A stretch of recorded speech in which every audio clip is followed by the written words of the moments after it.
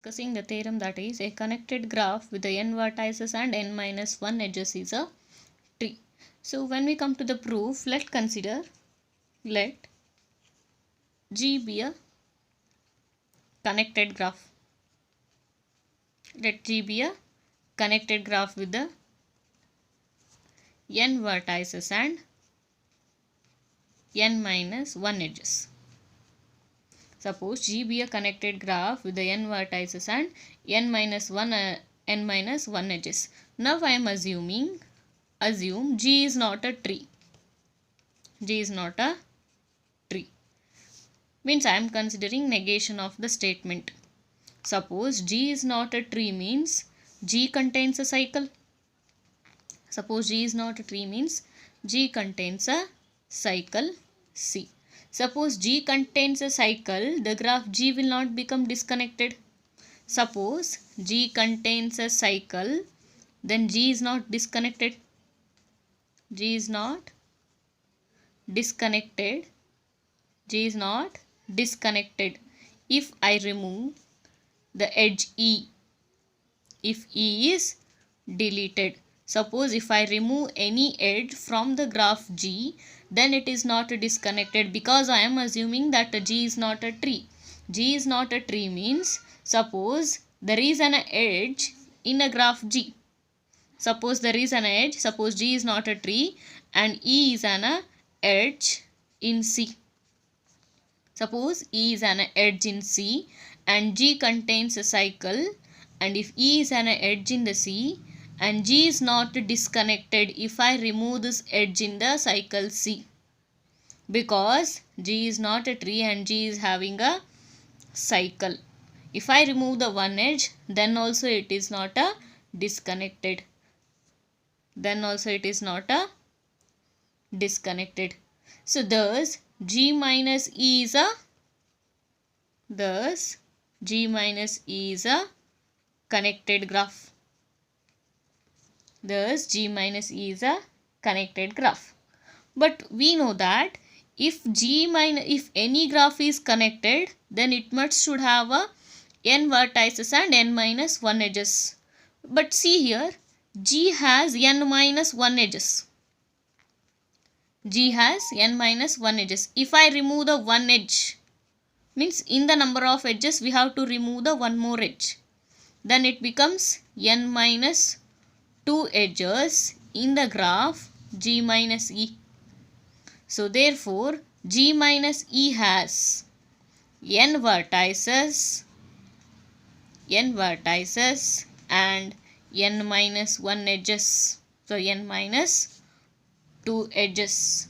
This is contradiction to our assumption that a connected graph has n vertices and n minus 1 edges.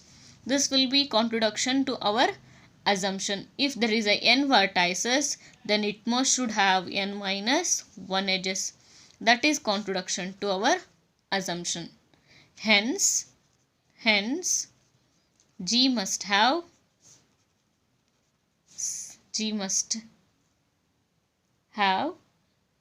cycle. Hence G must have a cycle. This means that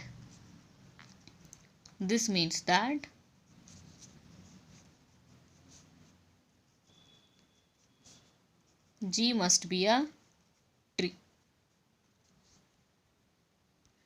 Hence G must not have a cycle. So our proof, we have to prove that a connected graph with the n vertices and n minus 1 edges is a tree. So first we have considered here G is a connected graph with the n vertices and n minus 1 edges. We are proving this theorem by the assuming that G is not a tree. Suppose we are assumed G is not a tree. If G is not a tree means G contains a cycle. If G contains a cycle, there is an edge E in a cycle C. If I remove this edge, then also G is connected. Because there is a two path between the vertices. If there is a two path between the vertices, then it forms a cycle. So if I remove the edge E, then also it is connected. So therefore if G has a n minus 1 vertices, if I remove the one edge from the G, then it is G minus E. So already we know that there is a n minus 1 edges in a G. Then the number of edges in the G minus E is n minus 2. So therefore G minus E is also a connected graph which have a n vertices and n minus 2 edges. That is contradiction to our assumption that a connected graph have n vertices and n minus 1 edges. That contradicts our assumption. Hence G must not have a cycle. This means that G must be a tree. So the next theorem is a connected graph G is a tree if and only if adding an edge between any two vertices in a G creates exactly one cycle in a G. So we are proving this theorem in two way. In two way means suppose G is connected graph. Connected and it is a tree. Suppose G is a connected and a tree means a connected graph G is a tree. A connected graph G is a tree. A connected graph G is a tree. So we have to prove that an adding an edge between any two vertices in a G creates exactly one path in a G. Suppose G is a tree means there is no cycle. G has no cycle because G is a tree. If there is no cycle means and there is only exactly one path between any two vertices. So there is a exactly one path between two vertices. Consider a U and V. Suppose there is two vertices U and V in the G. According to the assumption, we have assumed that a connected graph G is a tree. Tree means there is no cycle. If there is no cycle means there is exactly one path between the two vertices U and V. Suppose if we add an edge, between U and V, then an additional path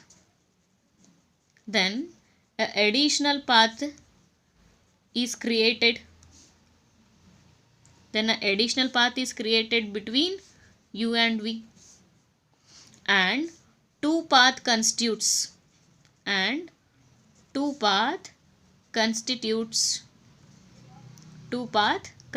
a cycle.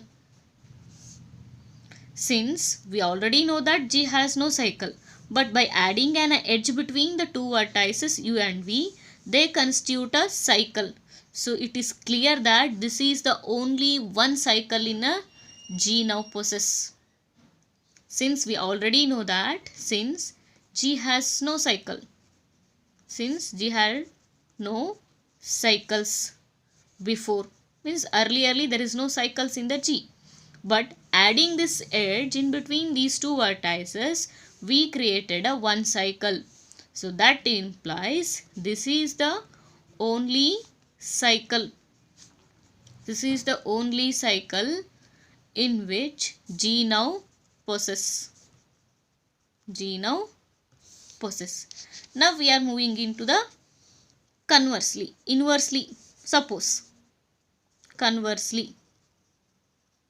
In the reverse way, we are now proving the theorem in conversely. Suppose G is connected and adding an edge between any two vertices U and V in a G creates exactly one cycle. In a G. This implies that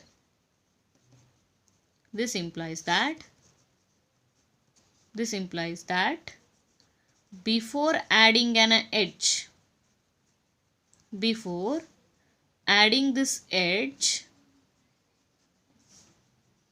exactly one path, exactly one path is there, exactly one path is there between U and V. This implies that G is a tree. This implies that G is tree here. See here, suppose G is connected and adding an edge between any two vertices U and V in a G creates exactly one cycle in a G. So this is our assumption. According to our assumption, there is only one cycle in between U and V by adding an edge. But before adding an edge, this assumption is clearly indicates that before adding this edge, there is only one path. This implies that before adding this edge, there is exactly one path between the vertices U and V. If there is only one path between the two vertices, that implies that G is a tree. That is a conversely. So the next topic is minimally connected. A connected graph is said to be a connected graph is said to be a minimally connected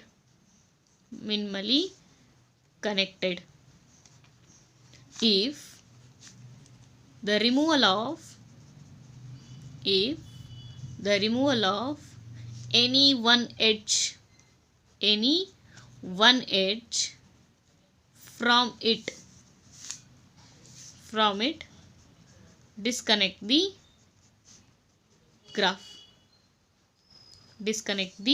graph. Minimally connected means a connected graph is said to be a minimally connected if the removal of any one edge from it disconnects the graph. If you remove any one edge from the connected graph, that becomes disconnected. Such a graphs will be called minimally connected graphs. So the next theorem is a connected graph is a tree if and only if it is minimally connected. A connected graph is tree if and only if it is minimally connected. We already know that a connected graph is said to be a minimally connected if the removal of any one edge from it disconnect the graph. Suppose G is a connected graph which is not a tree. Suppose G is not a tree means then G contains a cycle. Suppose G contains a cycle means the removal of any one edge E from this cycle will not make the graph disconnected. So therefore G is not a minimally connected. Therefore G is not minimally connected because by removing any one edge the graph will not make a disconnected. Therefore G is not minimally connected. Thus if a connected graph is not a tree, then it is not minimally connected. This is equivalent to saying that if a graph is minimally connected, then it is a tree. We proved the theorem by the contrapositive. We know the contrapositive in your logical equivalence. P implies Q is true. That means if negation of Q implies negation of P is true, that implies P implies Q is also true. So the same we have done here. If G is not a minimally connected, thus if a connected graph is not a tree, then G is not minimally connected. So our Q will be this one. A connected graph is not a tree. And negation of P will be this one. Then it is a minimally connected. That is equivalent to saying that the connected graph is minimally connected, then it is a tree. We proved the theorem by contrapositive. So conversely, suppose G is a connected graph. Suppose G is a connected graph which is not minimally connected. If it is not minimally connected, then there exists an edge E in G. such that G minus E is connected. Such that G minus E is connected. Therefore, E must be in a some cycle. So, E will be present in the cycle of the G. This implies that G is not a tree. So, thus, if a connected graph is not a minimally connected, then G is not a tree.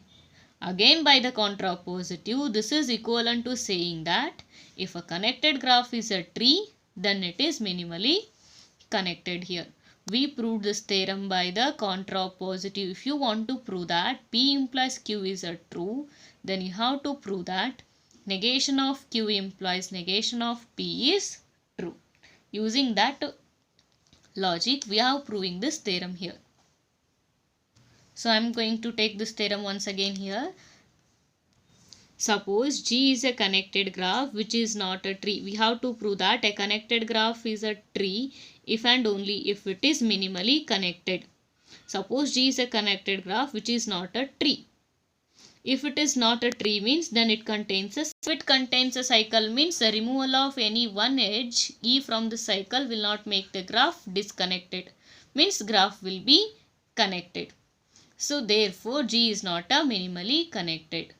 Thus we have proved that if a connected graph is not a tree, then it is not minimally connected. According to the contrapositive, this is equivalent to saying that if a connected graph is minimally connected, then it is tree by the contrapositive. So conversely, suppose G is a connected graph which is not minimally connected.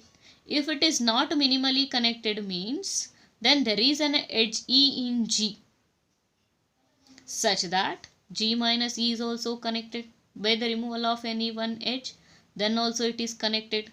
Therefore, this E must be present in the some cycle. So this implies that G is not a tree. If G is not a tree, that we have say that if a graph is connected and it is not a minimally connected, then it is not a tree. Again by the contrapositive, we say that this is equivalent to if a connected graph is a tree, then it is minimally connected again by the contrapositive. Next we are moving to the example here. Let F be the forest with the k components. If n is the number of vertices, m is the number of edges in the forest, then prove that n equal to m plus k. Let's consider h1, h2, so on hk be the components of F.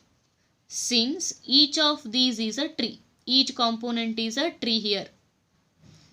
If ni is the number of vertices in hi and mi is the number of edges in a hi, we have number of edges equal to n minus 1. Means if there is a n vertices, then the number of edges will be n minus 1. The same theorem will be applied here. Mi equal to mi means number of edges equal to ni minus 1 for all I 1, 2, 3 so on k. This gives that mi means m1, m2 so on mk. So m1 is equal to n1 minus 1, m2 equal to n2 minus 1, so on mk equal to nk minus 1. So n1 plus n2 plus so on plus nk. So number of terms of 1 is minus 1, so on minus 1 k times. So that is equal to minus k. So now come to the number of edges of the components equal to m. That is we have already taken that. If F is a forest with the k components, then n is the number of vertices. So that n1 plus n2 plus nk equal to n and number of edges equal to m. So replace m and n here. So m equal to n minus k, that we have taken here. M equal to n minus k. So that is equal to, take this k on to the RHS. So n equal to m plus k. So that we have proved that suppose that there is a k components we have taken as h1, h2, so on, hk be the components of f. Each of the components are tree.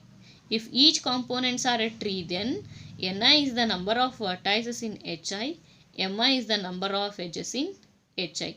According to the theorem, we have know that if there is a n vertices, there must be n minus 1 edges must be present.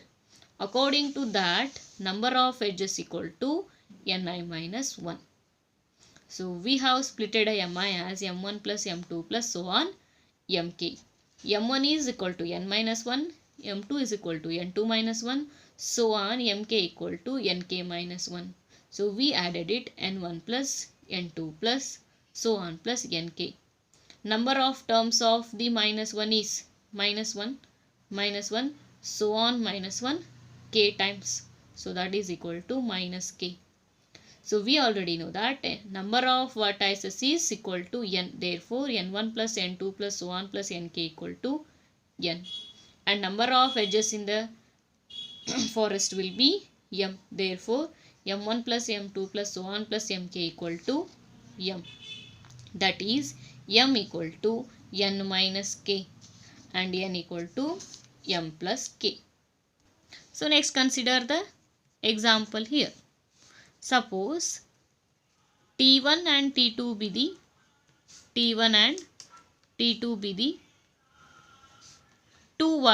two trees. Suppose T1 and T2 be the two trees. If number of means size of E1 equal to 19 and order of V2 equal to 3 into order of V1. Then determine order of V1, order of V2 and size of E2. We already know that we know that number of edges is equal to n minus 1. Number of edges means order of size. Number of vertices, n is number of vertices. Number of vertices means order of v minus 1. That can also be written as order of v equal to size of e plus 1. We can rewrite it as this will be obtained by if there is a n vertices, then there is a n minus 1 edges. By using this theorem, we write here number of edges equal to n minus 1. Number of edges means size. N is a vertices means order. So therefore, order of v equal to size of e plus 1. Size of the graph plus 1. So now it will be written as number of edges equal to 19. Number of vertices equal to number of edges plus 1 is equal to 19 plus 1 equal to 20. We know that number of vertices of the second graph equal to 3 into number of vertices of the first graph. We already know that number of vertices of the first graph, that is equal to 3 into 20 equal to 60. Now come to for the second graph, number of edges of the second graph equal to number of vertices of the second graph minus 1. That is 60 minus 1 equal to 59. Now come to the second example. If a tree has 2020 vertices, find the sum of degrees of the vertices. Sum of degrees of the vertices. Since the number of vertices in the given graph is that is 2020. Now the number of edges is equal to 2020 minus 1, that is 2019. Therefore, we already know that by the handshaking property, by the handshaking property, we know that sum of degrees of its vertices, sum of degrees of its vertices is equal to 2 into number of edges, that is 2 into 2019 is equal to 4038. If 2020 vertices are there, then the number of edges will be 2019. By the handshaking property, if there is a 2019 vertices, sum of the degrees of its vertices is equal to 2 into number of edges, that is 4038. Next we are going to prove that example. Prove that every tree is a planar graph. Prove that every tree is a planar graph. Come to the solution here. Since a tree has no cycle, we know that a tree has no cycle. Tree has no cycle.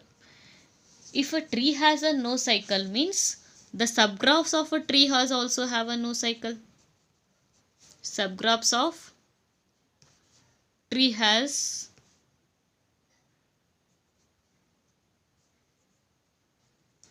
also has no cycle. So subgraph of a tree has also no cycles. If a subgraph of a tree has also no cycle, means no subgraph of a tree can be, no subgraphs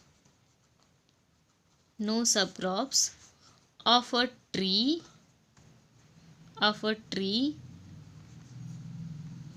can be isomorphic to K5 or K3, 3, because K5 and K3 have a cycles. Therefore, the subgraphs of the tree will not be isomorphic to K5 or K3. Therefore, a tree cannot be non-planar. Therefore, a tree cannot be a non-planar. If a tree cannot be a non-planar, that implies that a tree is a planar graph. That implies that tree is a planar graph. If tree has no cycle, means then the subgraph of tree also has no cycles. Then that implies that the subgraphs of a tree also not isomorphic to K5 or K3. Therefore, tree is not a non-planar. That implies that every tree is a planar graph.